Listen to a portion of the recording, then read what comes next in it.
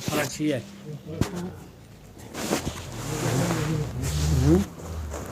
نعم. حاج محمد. ايوا يا اخي. لا هو ما جابيه لو كان الانسان حتى لما قريناها يولي يقرا. لان سبحان الله هي فيها فائده. سوره الملك فيها 30 ايه. هذه سوره تبارك. يقول لك لو كان الانسان يجاوم عليها طوال عمره، من جمله الاشياء اللي فيها انها تحاج الملائكه نتاع السؤال في القبر. لا اله الا الله. لما الانسان يدير طرابوساجه وحده فريد حتى واحد ما هو معاه ويدخلوا عليه الملائكه، هذه 30 ايه هما يقابلوا الملائكه. هذه 30 ايه هي تقابل الملائكه. يولي هو امر رياحه الايات تبقى هي بينها وبين الملائكه. يعني ما جابيه الانسان يوميا يحاول سوره الملك 30 ايه يحاول يقراها. من جمله الفوائد بل العلماء يقولوا عندنا حوايج يمنعوا من عذاب القبر. من جملة هذه الحوايج اللي خبرنا عليهم رسول الله صلى الله عليه وسلم قراءة سورة الملك كل ليلة. يعني كل ليلة يجاوم عليها سبحان الله مولانا إن يجي من عذاب الله. وما عليناش اليوم إلى ضاق علينا. لا في الليلة معناتها في الليلة قبل ما ينام، يعني من غروب الشمس إلى منين قبل ما يركز. معلاش إلا بعد الغروب قراها مقبولة، بين المغرب والعشاء مقبولة، بعد العشاء بساعة، المهم قبل ما يركز. فهمتوا ولا؟ هذا هو التحديد نتاع الحديد اللي حدده رسول الله صلى الله عليه وسلم. من غروب الشمس يعني الليل يبدأ من غروب الشمس قبل ما ينام. يعني في أي وقت من هذه الأوقات نقرات مع الجماعة ولا قراها منفرد ولا غيره راه يعتبر حصل لي هذا الأجر اللي قاله رسول الله صلى الله عليه وسلم في الحديث. وما ينبغي للإنسان يزهد فيه، لأن هذاك المقام راه مو مقام سهل. أنت تصور راه يعني ما كان مظلم وحدك فريد متجرد من جميع يعني مثل أسباب الدنيا، ما بقى معك شي لا عملك، مقبل على عالم لا تعلم ما فيه. يعني مسألة ما هي سهلة، وحتى هما في حد ذاتهم هاد الملائكة تعرفهم مو سهل. رسول الله صلى الله عليه وسلم ما تسول عليهم قال فيهم هما ملكان أسودان أزرقان إذا تكلما خرجت النار من أفواههما وأصواتهما كالرعد وأعينهما كالبرق يخطان الأرض بإنيابهما ويطآن في شعورهما. تصور أنت اثنين من الناس يدخلوا عليك في هذه يعني مثل الحالة وفي هذه الوضعية. هذا هو رسول الله صلى الله عليه وسلم كان لما يذكرهم بعدهم يجيب الآية قول الله تبارك وتعالى يثبت الله الذين آمنوا بالقول الثابت في الحياة الدنيا وفي الآخرة. يقول هو إذا كان هذا الموقف الأنبياء والرسل حسبوا لي حساب وجعلوا لي مقام غير محرى وحرى، باش ما يقول واحد من الناس لا أنا إلا قريتها مع الناس قريتها والو، كيما دنياك توجد لها شوي حتى هذيك التايا راك ماشي لها وجد لها شوي لعلك تجد ذلك الشيء الذي أعددته بين يدي الله تبارك وتعالى. هذه هي الأولى. الحاج محمد ذكر السؤال ما عرفت جاني منه إيه الحاج محمد ما عرفت جاني منه شيء ولا نقولوا يانا. السؤال هو قال الحاج محمد نتاع الصلاة،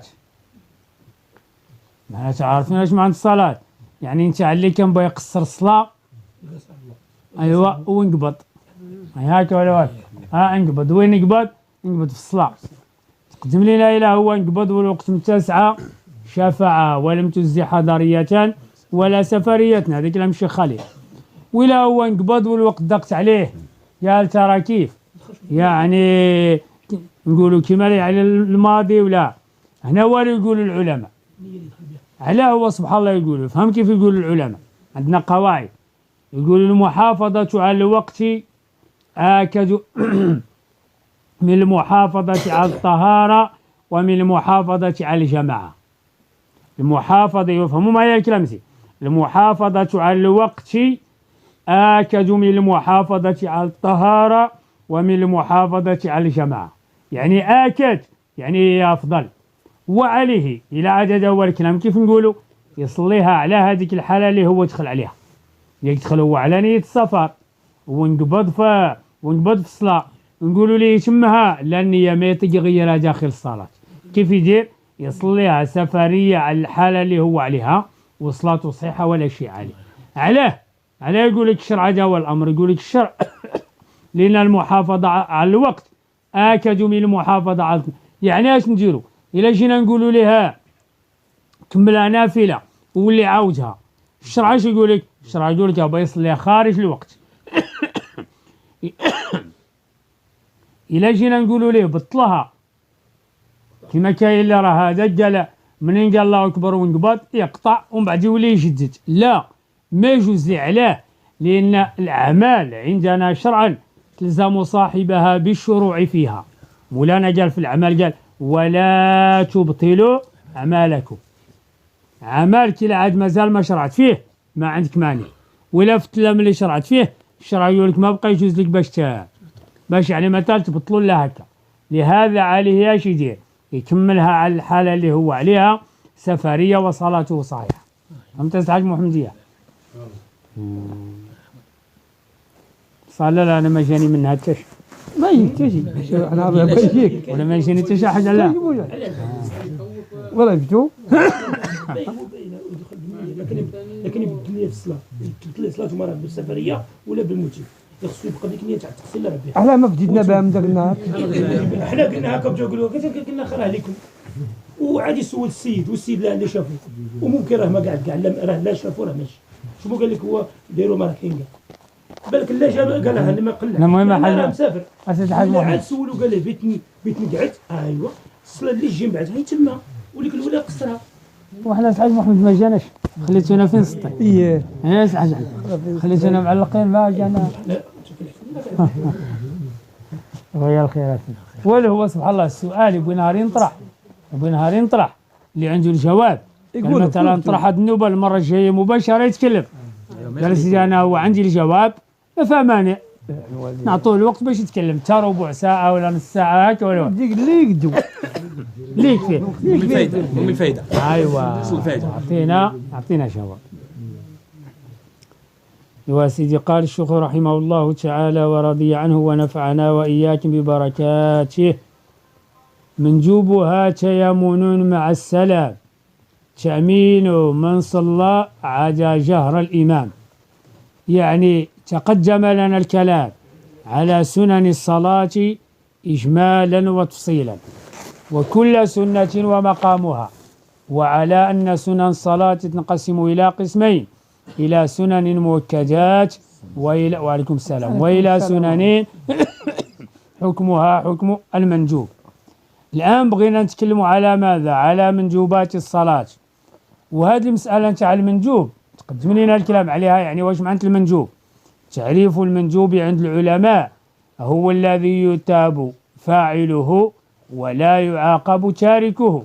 يعني من فعله له الثواب أو من داوم عليه له الأجر. أما من تركه وأهمله لا ثواب له كما لا عقاب عليه. هو في نفس الوقت في ثواب ما عنده، لكن في نفس الوقت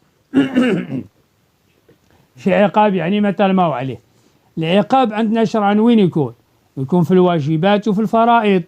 الفرائض اللي فرض علينا مولانا اللي هملها ولا ضيعها ولا غيرها فيها العقاب. الواجبات اللي وجب علينا مولانا اللي فرطها ولا هملها ولا ضيعها فيها العقاب. وما عداها إن فعل له الثواب وإن ترك لا ثواب كما لا عقاب. لكن ايش يقول العلماء رضي الله عنهم؟ يقولوا المنجوبات إنما هي كتحسين للعبادة، فلا ينبغي لعاقل يدعي أنه عبد لله وأنه يحب مولاه ومع ذلك يقتصر على الفرائض فقط دون النوافل. هو علاه إله هو قال هذا الأمر وقال على أنني نبغي مولانا وكذا وكذا وكذا إلى آخره، ولقينا في منجوباته إهمال ولا ضياع. اش نقولوا له؟ نقولوا له هذا الكلام الذي يدعيه في المحبة إنما هي مجرد دعوة فقط، والدعوة إذا لم يصادقها العمل وإذا لم يثبت عليها دليل فهي باطلة ما تعتبر بشيء. وشوف حتى رسول الله صلى الله عليه وسلم في الحديث اجعل لنا هذا المقياس، والحديث في الصحيحين من حديث أبي هريرة رضي الله عنه أن النبي عليه الصلاة والسلام قال: ما تقرب إلي عبدي بشيء أحب إلي من افترضته عليه. يعني الفرائض هي الأولى، هي في الدرجة الأولى. إلا لقيت واحد من الناس مضيع الفرائض ومهمل الفرائض ويحافظ على النوافل طريق خاطئ. ما تقرب إلي عبدي بشيء أحب إلي من افترضته عليه، ولا يزال عبدي يتقرب إلي بالنوافل حتى أحبه، فإذا أحببته كنت سمعه الذي يسمع به، وبصره الذي يبصر به، ويده التي يبطش بها، ورجله التي يمشي بها. وشوف سبحان الله، المحافظة على النوافل هي سبب من أسباب استجابة الدعاء. يقول رسول الله صلى الله عليه وسلم في آخر هذا الحديث: ولئن سألني لأعطينه ولئن استعاذني لأعيذنه. إلا هو طلب مني باش نجيه من حاجة نجيه، طلب مني حاجة في آخرته ومصلحته نعطيها لي نعطيها لي. هذا الشرط بعد اللي قالوا رسول الله بعد المحافظة على ماذا؟ على النوافل. وورد في حديث آخر: إذا جمع الله تبارك وتعالى يوم القيامة الأولين والآخرين في صعيد واحد ينادي على من كانوا يحافظون على المندوبات، اللي كانوا يحافظوا على المندوبات ونوافل الخير إلى غير ذلك، مولانا ينادي عليهم فيكون لهم أجور، وفي رواية يكون لهم أجرا زائد على أجور الناس. لأن عليه ما هو هذا اللي كان مداوم على النوافل وقاضي طوال عمره في طاعة الله، كيف هذا اللي كان يقول ولم أصلي سوى فرضي، يعني لا فهمت ولا والو. لهذا ينبغي للإنسان أن يداوم مع النوافل. وما من عبادة عندنا شرعا إلا ولها نوافل. ما يفهم الإنسان نوافل في الصلاة فقط، كما أن الصلاة لها نوافل، الصيام له نوافل، الزكاة لها نوافل، الحج له نوافل، الصدقات، وهكذا. يعني كل عبادة مولانا جعل فيها شيء معينا واجبا وجعل فيها شيء يقابله مندوب. مثلا رمضان صيام شهر في السنة فرض، هذا فرض. ما عداه من أنواع الصيام مندوب: صيام 6 أيام من شوال، يوم عاشوراء، يوم عرفة، يوم الاثنين والخميس، 3 أيام من كل شهر إلى غير ذلك من أنواع الصيام. الزكاة مثلا فرض، أو مولانا وجبها، فرض أوجبه الله في مال الأغنياء حقا للفقراء. فيها نوافل: الصدقات، إطعام الفقير، الإحسان إلى الجار، الإحسان إلى القريب، إلى غير ذلك. فهمتوا كيف قال؟ لهذا يقول العلماء: ما من عبادة إلا ولها نوافل. ما هي النوافل قصر على الصلاة فقط، لا، كل عبادة مولانا سبحانه وتعالى فرضها علينا، يجعل هذه العبادة أتباعا ونوافل تواسيها وتتبعها. وأعظم مثال على هذا ما قاله سيدنا عمر الفاروق رضي الله عنه. يعني أعظم مثال على النوافل وعلى تأكيدها. شو سبحان الله، سيدنا عمر لما جاء الأعرابي يسأله عن توابع العبادة، ايش قال له؟ قال له: يا هذا لو كانت لك مائدة من طعام، تصور عندنا مثلا طابلة ولا يعني مثلا صينية تاع طعام، هو هذا الطعام اللي جينا نراعوا القياس، شوية طعام هكا يكفي، لكن على طعام نديروا معها شوية شلاطة وشوية مرق وشوية حرور وشوية بصلة، فهمت ولا والو؟ ونديروا المرق، وديك المرق نديروا لها توابل ونسووها. إلا كان جينا نراعوا ناكلوا الطعام، فهمت ولا يخلف ونمشوا في حالتنا والمعدة تعمرت يتالي ما خصها. لكن على هذه المعدة جاء نحسنوها. هكذا العبادة يوم القيامة، إلا هي العبادة تلقات محسنة بإتقان مساوية، العبد يجدها كمائدة الدنيا عند الله يوم القيامة. إلا هي لا فهمتوا الأول لا سجدها جا هو هذاك السجاد اللي سجدها فهمتوا الأول يقول زعما داك الشيء اللي طيبتو بيديك هذاك هو اللي تاكلو شي ثاني ما هو كاين. هكذا العبادة باش الإنسان ما يقول أنا والو. أنت لا بغيت تغويك نفسك تفكر هذا الحال. هي لا طعام تاع دنيا ومع ذلك كشوفنا حسنوه ونجودوه وكذا. هكذا المنجوبات. إيوا الشيخ رحمه الله شرع في ذكر منجوبات الصلاة وعددها كالسنن كما أن سنن الصلاة 22 سنة هكذا منجوباتها 22 منجوبات. إيوا الشيخ رحمه الله قال لا منجوبها تيامنون مع السلام. يعني أول المنجوبات للصلاة تيامن مع أي مع السلام. ومعنى تيامن مصدر يمن ييمن إذا التفت إلى جهة اليمين حال سلامه. يعني احنا عندنا الإنسان لما يجي خارج من الصلاة من المعلوم كما تقدم تعريف الصلاة هي عبادة وفي الأخير قلنا مفتتحة بالتكبير مختتمة بالتسليم. هكذا ولا من خرج من الصلاة بغير سلام ما حكم صلاته؟ صلاته باطلة. كما أن من دخل لها بغير إحرام صلاته هكذا ولا هذا واحد من الناس باغي يخرج لا يقول السلام عليكم وخلاص لا. يقول العلماء رضي الله عنهم لفظ السلام فرض وفيه رج على اليمين وفيه رج على اليسار. هذا الرد اللي هو على اليمين وهذا الرد اللي هو على اليسار هو المنجوب. لفظ السلام قوله السلام عليكم بهذه كيفية هذه الشرع يقول لك فيها يقول لك فيها هذه فرض. هذا لا جهة اليمين وهذه جهة اليسار يقول لك الشرعية اللي في حد ذاتها منجوبة. وما كيفيتها؟ يعني كيفية الرد على اليمين وكيفية الرد على ماذا على اليسار. تقدم لنا السلام يشترط أن يكون هكذا بلفظه معرفا بالألف واللام لا مجرد من الألف واللام سلام عليكم ما يكفي الصلاة باطلة ولا بالإضافة سلامي عليكم ولا يعني مثلا بالمضاف إليه سلام الله عليكم ولا بالتنكير سلام عليكم ولو كامل هذه الأنواع من السلام ما تكفي. يشترط أن يكون بهذا اللفظ السلام عليكم لكل واحد من حوال المصلي كونه إماما أو ماموما أو فذا يعني منفردا. يعني اللي خرج من الصلاة بغير هذه الكيفية نتاع الإسلام الشرع يقول لك صلاته باطلة. بالنسبة للإمام يطالب بالخروج من الصلاة والرد على يمينه. يعني يخرج بالسلام من الصلاة ويرد على ماذا على يمينه. كيفية اليمين يرد بالميم بالكاف والميم من عليكم لا الكاف والميم من عليكم تكفيه.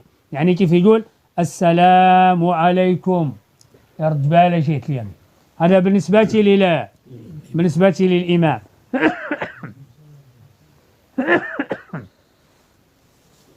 بالنسبة للماموم أو بالنسبة للمنفرد الذي يصلي وحده هكذا الحالة اللي يخرج عليها الإمام هي الحالة اللي يخرج عليها لا المنفرد الذي يصلي لوحده. شكون يبقى لنا؟ يبقى لنا الماموم الذي يصلي خلف الإمام. هذا شو يقول لك فيه الشرع؟ يقول لك فيه الشرع يطالب بثلاث تسليمات سلام يرد به على إمامه وسلام يرد به على يمينه وسلام يرد به على ماذا؟ على يساره. لكن كما جاء صاحب الرسالة إن كان أحد على يساره فإن لم يكن أحد على يساره لم يرد شيء. يعني لا ما كان شي واحد على اليسار يقول لك الشرع لا حكمه حكم الإمام. وكيفية لا يعني الرد كيف يدير نفس الكيفية السلام عليكم. هذه جهة اليسار واللي يقول السلام عليكم معليش ولا يقول السلام عليكم. جهة اليسار واللي يقول وعليكم السلام معلش كما قال الشيخ خليل وأجزأ في تسليمة ردي سلام عليكم أو وعليكم السلام. فهمتوا يا؟ لكن المراد بالرد اللي ذكر الشيخ خليل الرد على جهة اليسار. أما جهة اليمين يكفي فيها الكاف والميم فقط من قوله عليكم. فهمتوا الكلام دور كيف خال. وهذه هي الكيفية التي يرج بها